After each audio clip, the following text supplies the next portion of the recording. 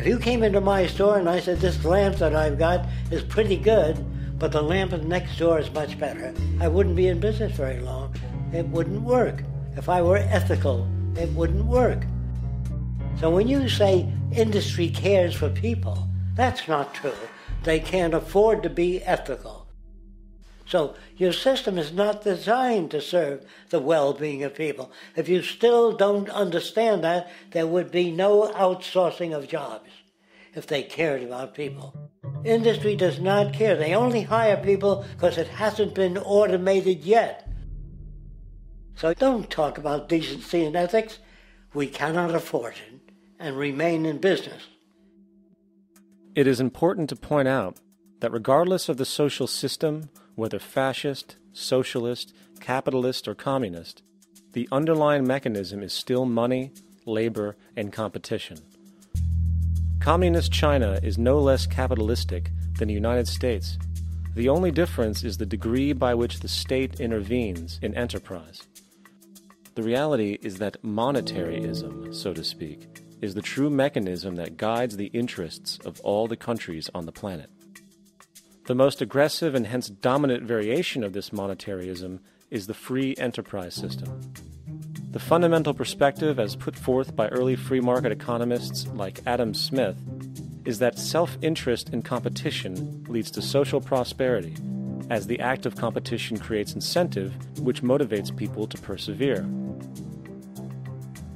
However, what isn't talked about is how a competition-based economy invariably leads to strategic corruption, power and wealth consolidation, social stratification, technological paralysis, labor abuse, and, ultimately, a covert form of government dictatorship by the rich elite. The word corruption is often defined as moral perversion. If a company dumps toxic waste into the ocean to save money, most people recognize this as corrupt behavior. On a more subtle level, when Walmart moves into a small town and forces small businesses to shut down for they are unable to compete, a gray area emerges. For what exactly is Walmart doing wrong? Why should they care about mom-and-pop organizations they destroy?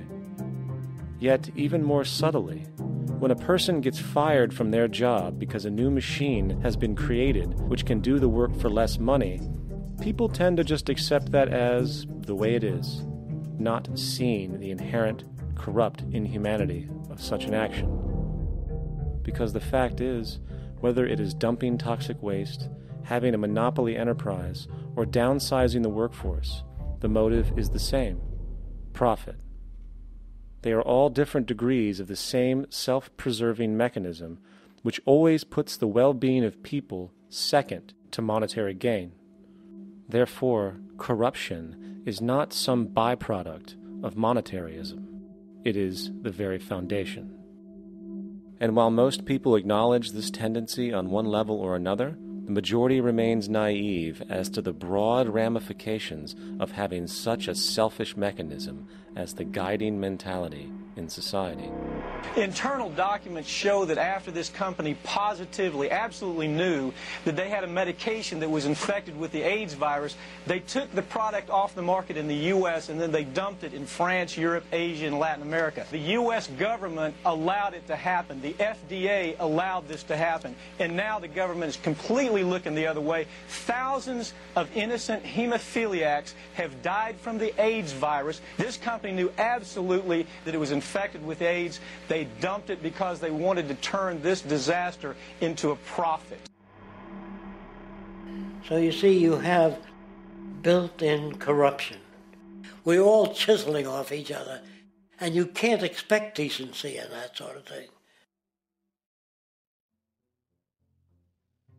And feeling that, they don't know who to elect.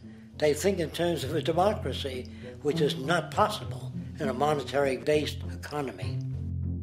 If you have more money to advertise your position, the position you desire in government, that isn't a democracy. It serves those in positions of differential advantage. So it's always a dictatorship of the elitists, the financially wealthy.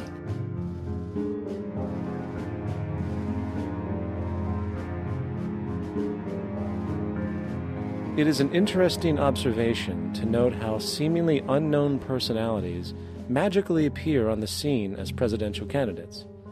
Then, before you know it, somehow you are left to choose from a small group of extremely wealthy people who suspiciously have the same broad social view. Obviously, it's a joke.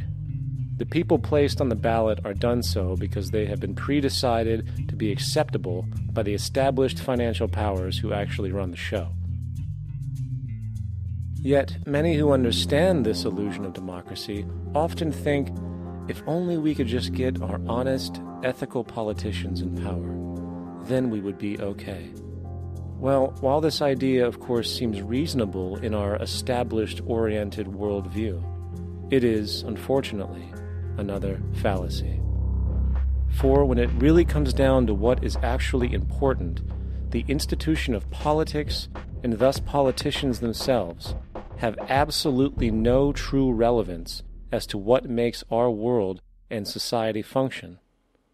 It's not politicians that can solve problems. They have no technical capabilities. They don't know how to solve problems. Even if they were sincere, they don't know how to solve problems. It's the technicians that produce the desalination plants. It's the technicians that give you electricity, that give you motor vehicles, that heat your house and cool it in the summertime. It's technology that solves problems, not politics. Politics cannot solve problems because they're not trained to do so. Very few people today stop and consider what it is that actually improves their lives. Is it money? Obviously not. One cannot eat money or stuff money into their car to get it to run. Is it politics? All politicians can do is create laws, establish budgets, and declare war. Is it religion? Of course not. Religion creates nothing except intangible emotional solace for those who require it.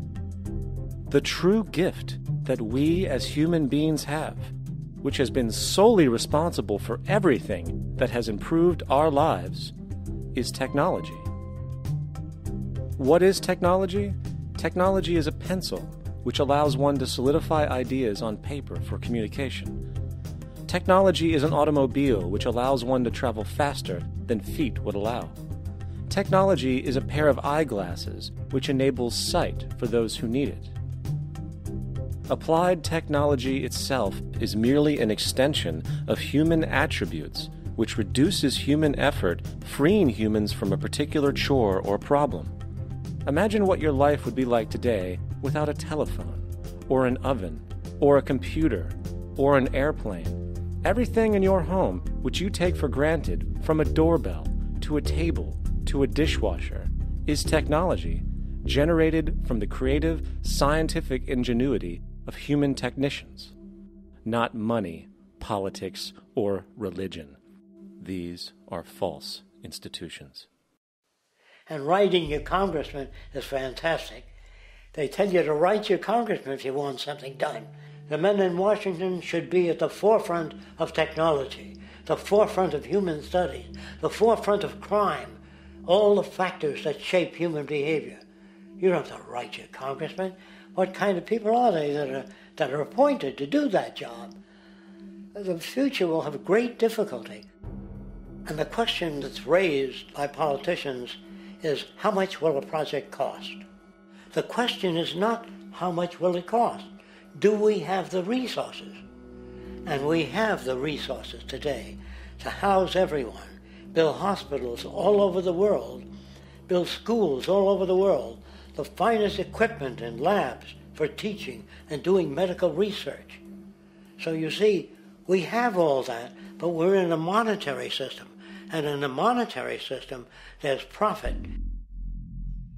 And what is the fundamental mechanism that drives the profit system besides self-interest?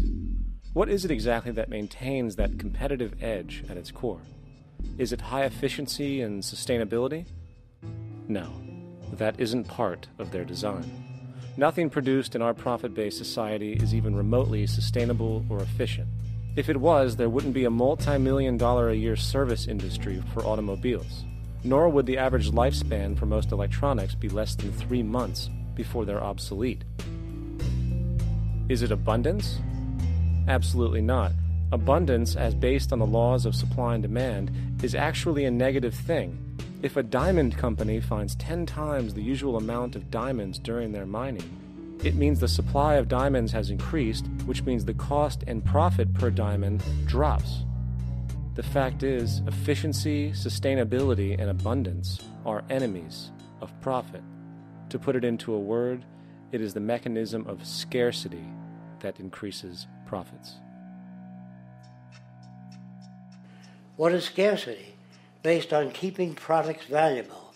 Slowing up production on oil raises the price. Maintaining scarcity of diamonds keeps the price high. They burn diamonds at the Kimberley diamond mines. They're made of carbon. That keeps the price up. So then, what does it mean for society when scarcity, either produced naturally or through manipulation, is a beneficial condition for industry? It means that sustainability and abundance will never ever occur in a profit system, for it simply goes against the very nature of the structure. Therefore, it is impossible to have a world without war or poverty. It is impossible to continually advance technology to its most efficient and productive states. And, most dramatically, it is impossible to expect human beings to behave in truly ethical or decent ways.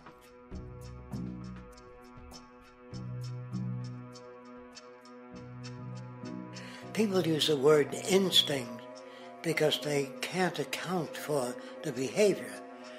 They sit back and they evaluate with their lack of knowledge, and they say things like, humans are built a certain way, greed is a natural thing, as though they've worked for years on it, and it's no more natural than wearing clothing.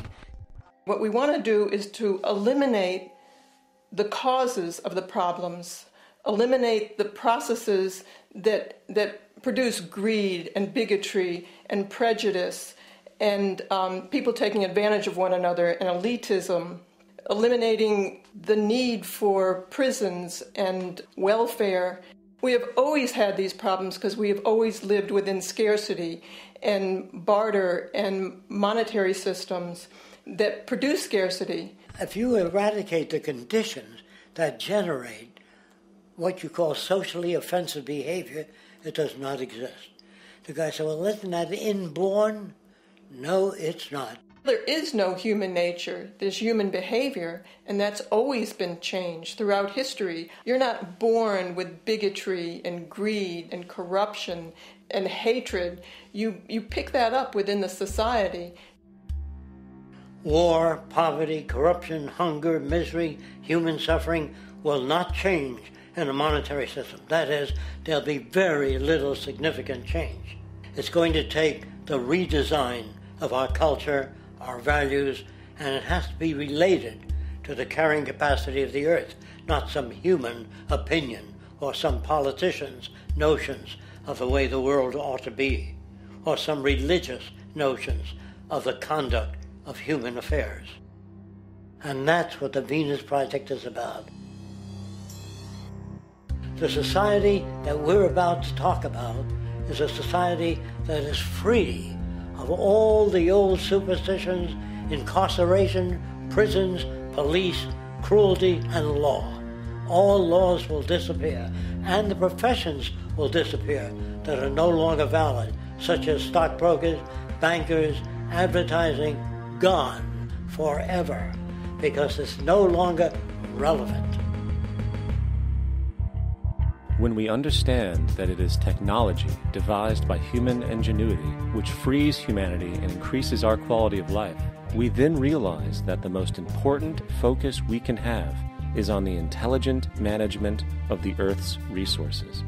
For it is from these natural resources we gain the materials to continue our path of prosperity. Understanding this, we then see that money fundamentally exists as a barrier to these resources, for virtually everything has a financial cost.